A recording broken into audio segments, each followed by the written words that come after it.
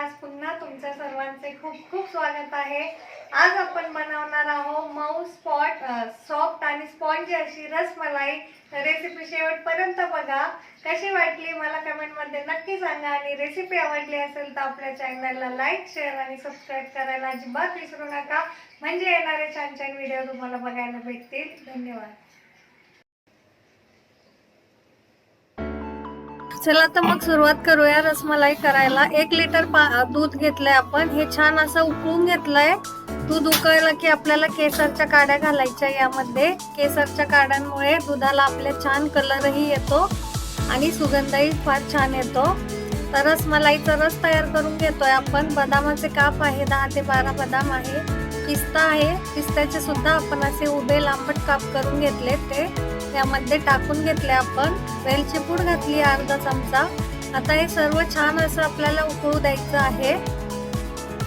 ह्याला आपण जेवढं जास्त आटवू तेवढी याची टेस्ट छान, पण फारही घट्ट करायचं नाहीये, पातळच ठेवायचं आहे। साखर टाकून घेऊ, आपल्याला जेवढी गोडी पाहिजे असेल तेवढी। मी 4 ते 5 चमचे छोटे साखर टाकलेली आहे यामध्ये। हे बघा आपल्या दुधाचा कलर छान असा येलो कलर आला आहे दुधाला।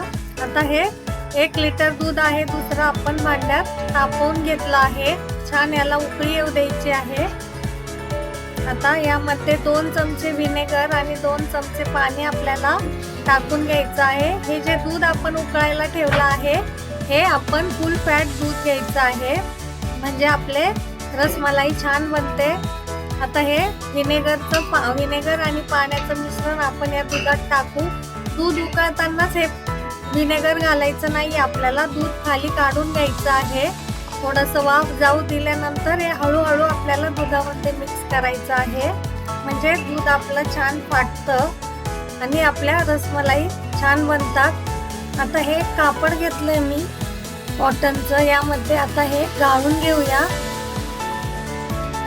सर्व दूध आपलं फाटलेलं पनीर आपण छान असं वरती राहिलं पाहिजे आपलं। खाली गाळणी ठेवलेली आहे मी। आता हे सर्व छान आपल्याला धुवून घेण्यासाठी मी 1 ते 2 पाण्याने हे पनीर पुन्हा स्वच्छ धुतलंय, म्हणजे जो व्हिनेगरचा आंबटपणा आहे तो निघून जाईल आणि छान स्वच्छ असं आपलं पनीर तयार होईल या दुधापासून। हे बघा पूर्ण असं पाणी यात निथळून घ्यायचं आहे। यामध्ये आपण थोडा वेळ जड वस्तू ठेवून पाणी सर्व निथळून घ्यायचं आहे। हे बघा 10 ते 15 मिनिटांनंतर हे आपलं असं छान असं मऊसूत पनीर तयार होतं। हाताच्या तळव्यांनी अशा प्रकारे हे सर्व गाठी याच्या फोडून घ्यायच्या आहे आपल्याला आणि एकदम मऊ सॉफ्ट मखमली असं हे पनीर करून घ्यायचं आहे। आता यामध्ये 1 चमचा मी कॉर्नफ्लॉवर घालत आहे। कॉर्नफ्लॉवरमुळे आपली जी रसमलाई तयार होणार आहे तिला चिरा पडणार नाही किंवा तिचे तुकडे होणार नाही। बाइंडिंगसाठी आपण येथे कॉर्नफ्लॉवर घातलेला आहे, हे येथे लक्षात ठेवायचं आहे। छान असं 2 ते 3 मिनिटं आपल्याला हे पनीर कॉर्नफ्लॉवर घालून आपण मळून याचा असं छान डो तयार करून घेतलेला आहे, आपल्याला दिसत असेल येथे।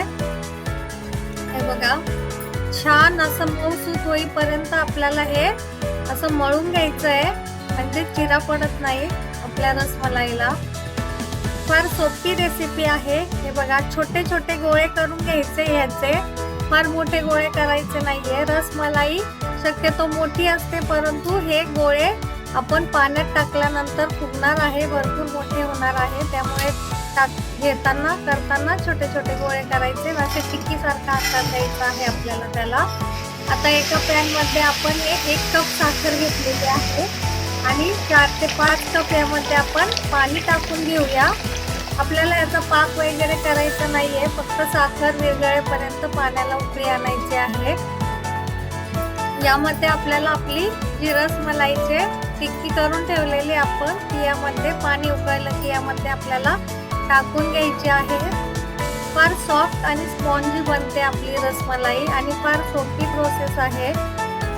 हे बघा एक एक करून सर्व आपण जी टिक्की तयार करून घेतली पनीरची यामध्ये टाकून घ्यायची आहे आणि 4 ते 5 मिनिटं असं उकळत्या पाण्यामध्ये याला ठेवायचं आहे आणि नंतर सुद्धा 7 ते 8 मिनिटं याला वाफ देऊन घ्यायची आहे, हे ध्यानात ठेवायचं आहे येथे, म्हणजे नंतर आपल्या रसमलाईचे तुकडे पडणार नाही, तिला छान असं टेक्स्चर येईल हे बघा आपल्याला दिसत असेल भरपूर अशी टम्म फुगलेली आहे रसमलाई आपली पाण्यात गेल्यानंतर. आता हे बर्फाचं पाणी घेतलेलं आहे आईस वॉटर, यामध्ये एक एक करून आपल्याला सर्व रसमलाई टाकून घ्यायची आहे. त्यातलं पाणी असं सर्व काढून घ्यायचंय आपल्याला, जे थंड पाण्यात आपण टाकलं होतं. आणि जो आपण रसमलाईचा रस तयार केला होता त्यामध्ये एक एक करून सर्व रसमलाई टाकून घ्यायची आहे. आता गार्निशिंग साठी मी बाउल मध्ये ते सर्व रसमलाई काढून घेतल्या आणि त्यावर असं छानसं रस ओतून घ्यायचं आहे. सर्व रस ऍब्झॉर्ब होतो, फार स्पॉन्जी बनते, फार टेस्टी असते ही डिश खाण्यासाठी. नक्की ट्राय करा. कशी झाली कमेंट मध्ये मला नक्की सांगा. आणि आजची रेसिपी आपल्याला आवडली असेल तर आपल्या चॅनलला लाईक, शेअर आणि सबस्क्राईब करायला अजिबात विसरू नका, म्हणजे येणारे छान छान व्हिडिओ तुम्हाला बघायला भेटतील. धन्यवाद.